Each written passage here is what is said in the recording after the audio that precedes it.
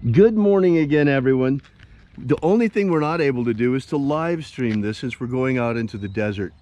But here we go. We're gonna leave Column Hinge and take a morning walk with you. Let me explain to you why we're doing this and how this came about. There were two events yesterday that really moved me, and Leslie and I were talking about them this morning. The first one was when there's a woman from New York. I saw her come up on my feed, and she was doing part of a virtual cocktail hour. I thought that was so sweet, but it was also so sad and so moving. Sorry about that. We had a wrangle line here. Okay, I'm gonna get on the other side of you. That's a good idea. Thank you. That's better. Now. Since he seems to, now I want to go that way. No. Of course. Of course. So, yeah, you know, my goodness, the people who live in Manhattan, the people who live in New York, they can't even go outside right now. It's so sad. And then there was another thing that happened, and that was, we were watching yesterday the news, and we saw how in the UK the police are chasing people back out of nature. They're not even allowed to take a walk in nature. Oh look, here's some donkey footprints. Yeah, we had donkeys last night in the Hinge. We saw the donkey poop this morning. See? Right there. Right. So we decided that since you can't go out, for those of you who can't go out, we would take a walk with you this morning. We'll go out and we'll take the camera with us, and you can be with us on our morning walk in the desert. So this is for you, those of you who can't go outside today. We're bringing you with us. May God bless you wherever you are. May this be a blessing to you.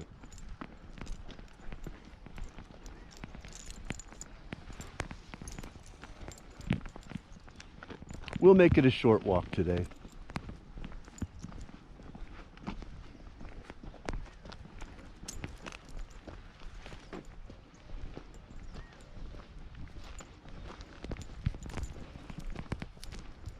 We're so blessed that we have this desert nearby where you'll never run into anyone.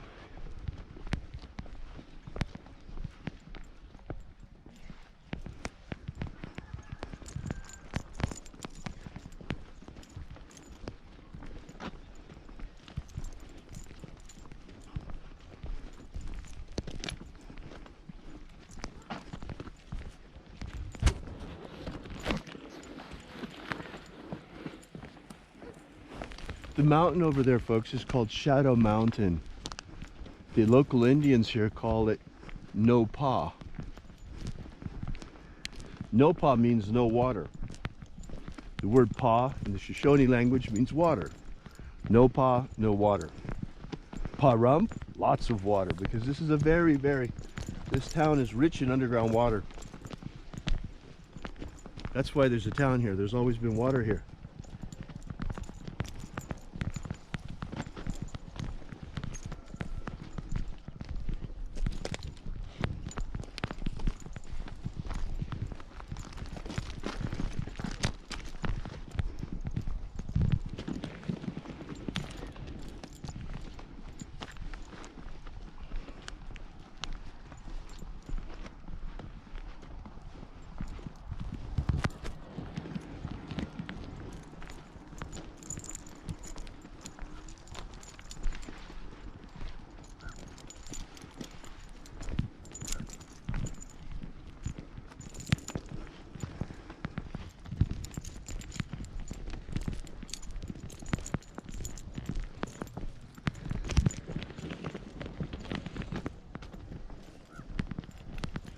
So now when we come by the salt cedars, we come into the open desert. What did you find, Leslie? Oh, I was going to show you here. Here's where the donkeys were coming through. But look, I wanted to show you. Baby donkeys. Look, they're the prints of a foal. See? See how tiny they are in comparison with the adult? See, here's the adult hoof mark. And then right there's the little foal. Isn't that cute? They came into our hinge last night. They like our hinge. I noticed a couple of things. They left some poop in the hinge, and they also knocked over part of our fire pit. Clearly they were trying to graze in the fire pit last night. Sometimes we put spoils from the field there in the fall, but they check it for weeds and tumbleweeds. They were hoping for some of our sorghum cane. They love our sorghum cane. That's true. Unfortunately. Tell them what happened last year, Leslie. Last year they cleared the field overnight. We had already harvested, thank God. Right, so, you know, it was the leftover sorghum that we were going to feed the bulls. Right. And the donkeys got to a bunch of it first. Our neighbors raise bulls across the street, bucking bulls. So we always give them at the end of the season what's left over from the sorghum. Uh-huh. The bulls love it. Yes, they do.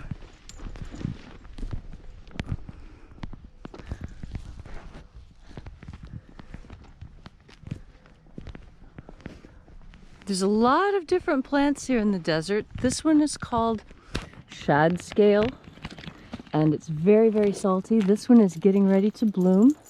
See the little pink as it touches it?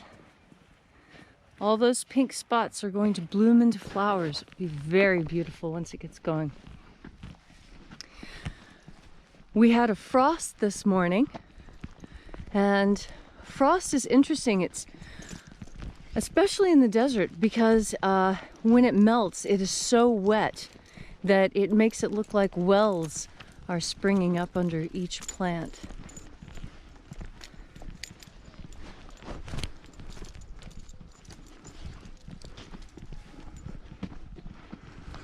I think we'll just film on the way out, and then on the way back not, because we have the light in our faces. Oh, okay.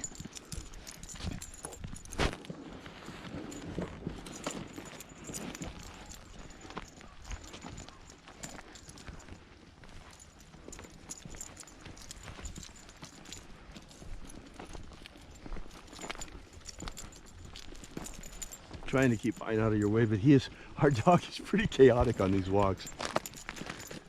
He's following the rabbits. His way is not that easy. Here, let me show you what I mean about how the water pools up. You see? Right under the plant. There are probably better examples.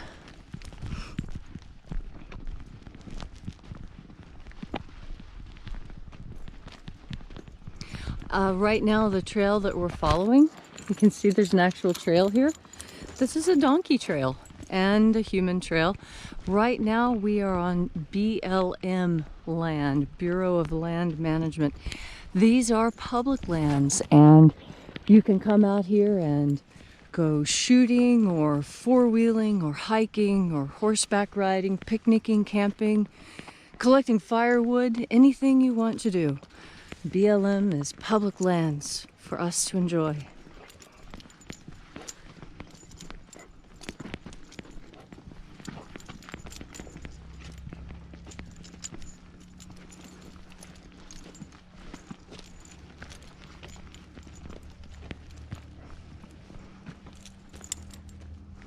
Looking north up the Pahrump Valley. This is one of the larger valleys in southern Nevada.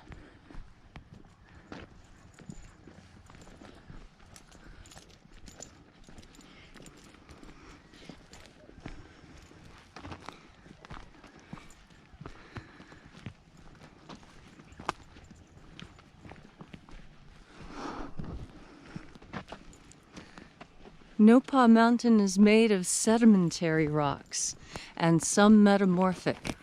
Primarily, it's dolomite. That big black stripe is called dolomite. It's similar to limestone, but has a higher magnesium content, which is what turns it black.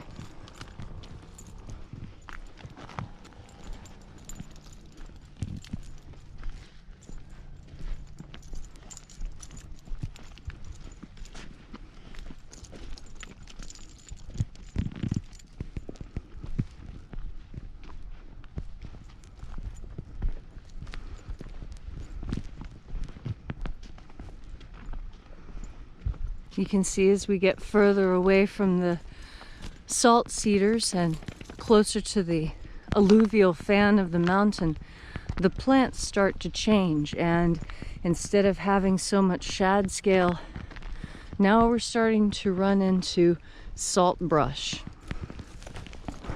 And soon the salt brush will give way to creosote. That's the green line that you see out in the distance. Now, distances are very deceptive. That creosote line looks really close, but it's not. No, as long as we have already walked, we will have to walk again. So, you know, it's not so bad. Another 10, 15 minutes. Right. Well, I don't think we're going to go that far today, Leslie, but... Oh, oh look, here's what I was talking about. There we go. Perfect. Here, see? I was talking about how you can see the frost, how when the frost melts in these low spots, the water pools up. And this is where the real life in the desert is. You see, right over here? Right. Right? Okay, so this is the beginning of desert patina. That's a black fungus that is the first step in turning soil into usable dirt for things to grow in. This lichen, it actually eats silicone and minerals and turns those into organic material that then allows the grass to begin growing. The grass collects the dew. The dew germinates the seeds of the shad scale and the creosote and the other plants in the desert, and then things start to become established, you see.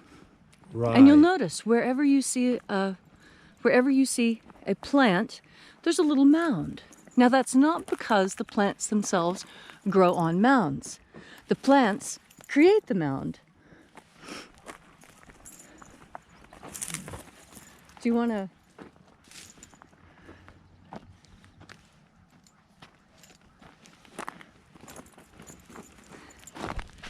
The plants themselves create the mound, and that's because we have so many dust storms. When the dust blows, it hits the plant, and then the wind drops its load of dust.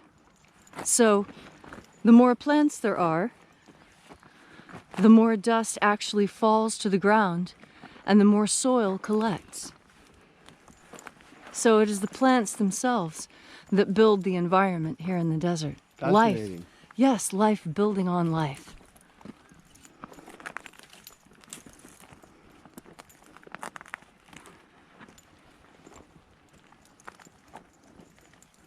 Oh, here's one that's almost and completely ready to bloom.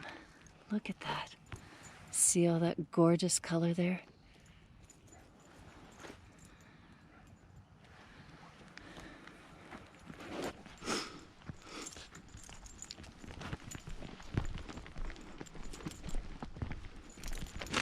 How beautiful, Leslie. It really is. Here's a lizard's home. You see? See how the lizard has knocked out all the dust and lives right there? He's come out of hibernation because it's finally warm enough. We'll see lots of holes like that. Oh, different things come out of different holes. Owls, squirrels, spiders, lizards, snakes, foxes. The burrowing owls are really cute. Oh, they are.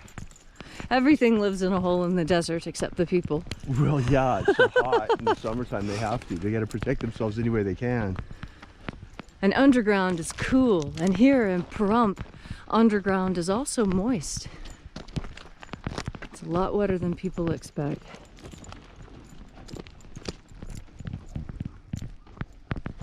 So you see that creosote's getting closer, folks. By the way, you should smell the desert right after a rain. It's absolutely marvelous out here.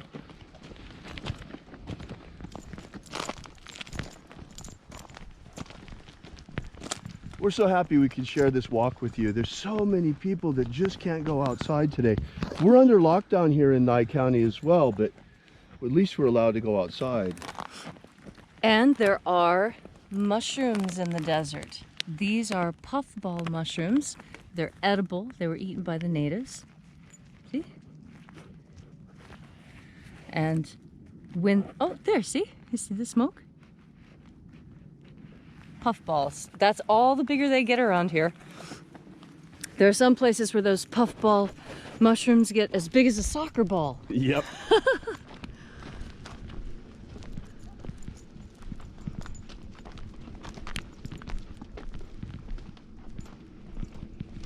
I love taking walks out in the desert. Oh, especially after a rain. It smells so good out here after a fresh rain in the desert. The creosote has a very unique odor that once you've smelled it once, you always associate that with the desert.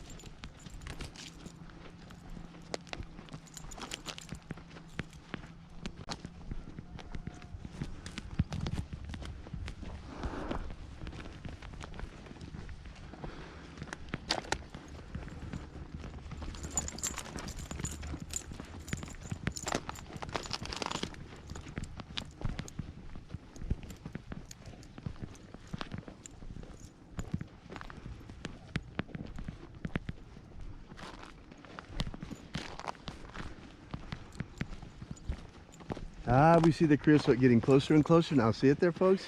Isn't it beautiful? You can begin to smell it here too already. Even though it hasn't rained, you can smell it. Oh, when the sun hits it, it's so nice. You see here, there aren't many shrubs, and that has to do with the fact that, oh look, here you go. This is a donkey wallow. Uh-oh. Look at that. Yeah, those little Setians have been out here. You see where it's all scuffed up? How the ground looks different in that one spot? This is something almost all hooved animals do. So whether you're a deer hunter or just looking for donkeys or other signs, this is where they get down, they roll around in the dust, get their coat covered in dust, and it helps rid themselves of oil and dirt and filth, you know, but also pests, because the soil here is very alkaline. It's like having a baking soda dusting, and it knocks off a lot of the parasites, kills bacteria and funguses that might be growing on the donkeys. Well, here we are. We're at the edge of the creosote forest, and there's our turning bush. Yes. This is where we always turn around. Well, this is also where the BLM Rangers turn around, so there's Right. so there's lots of tire tracks right here. When we get to the road here. Right, but you'll get a close-up. Here's... You get a chance to look at this creosote bush, though. Right. So you see this famous creosote we've been talking about. The turning bush. All right. So here's our creosote tree at the beginning. Show them that forest out there too, Leslie. Yeah. That whole creosote forest out there, it's huge. See all that line of green Here at the there? foot of the mountains, at the foot of Shadow Mountain. All that is creosote forest as far as you can see. All the way out through here. Now we call it a forest. To be fair, it is More like no a bunch more of than shrubs. waist high. Right. You know, as you get deeper back in there, as you get back in, there are those that are over our heads, but Right. it is the desert. Everything except stone is on a smaller scale. Well, folks, let's get a final shot of Shadow Mountain Okay. here. Well, I was going to show them this creosote real close. See how greasy it is? It's a very greasy, oily plant, and it's stiff and hard, too. Now, the Indians used that to get rid of worms, didn't they? Yes, worms and syphilis and abscessed teeth and... Now, don't they use it also to, like, coat telephone poles today or something? Yes, today boiled creosote is smeared on wood in order to preserve it from pests. And that's exactly why the creosote bush smells the way it does and produces that particular pitch, because it prevents things from eating it. It has a very strong taste. It's very medicinal, but it is, wow, it's definitely tastes bad. Bad. It is terrible. It is bitter, bitter. So we hope that you folks really enjoyed this walk with us in the desert today. It's such a simple thing, but at the same time, at a time when humanity is imprisoned on this planet like never before, imprisoned in our homes in many cases, these simple things matter. So today we thought we'd bring you along. So we hope you enjoyed our desert walk to Shadow Mountain. Yes. So we'll be turning around And closing. and heading towards home. You can't see home from here. We're actually, that line right there, we're actually past it. I thought you might like to see just how far. we'd come in this short time. Here we are back at the Salt Cedar line. Yep, and there's Column Hinge in the distance. We're almost back now.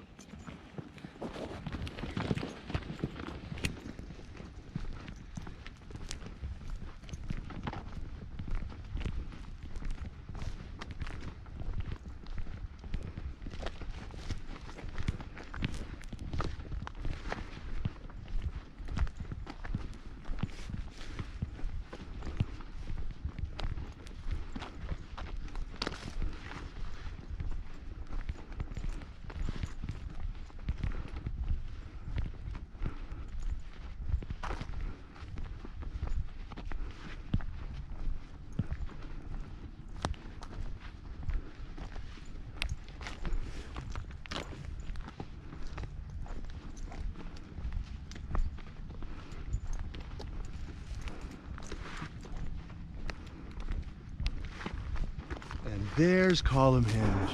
Isn't it beautiful?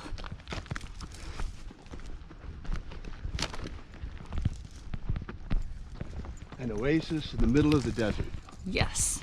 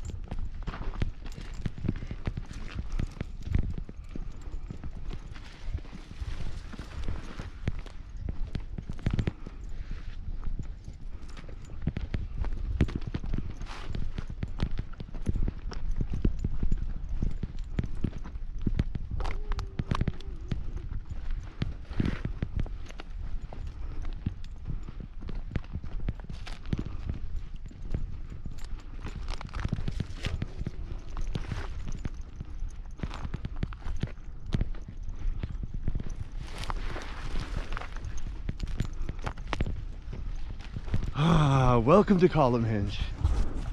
Back home. Shining beacon of light in the darkness. Yes.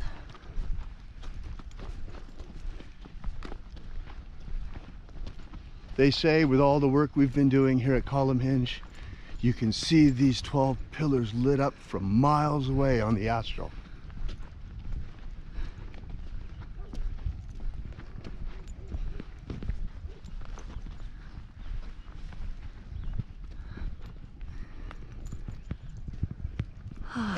What a great walk that was. So thanks for joining us. Thanks for coming out. And remember, have faith and expect a miracle. And until we have the pleasure of each other's company again, may all your magics work better than expected.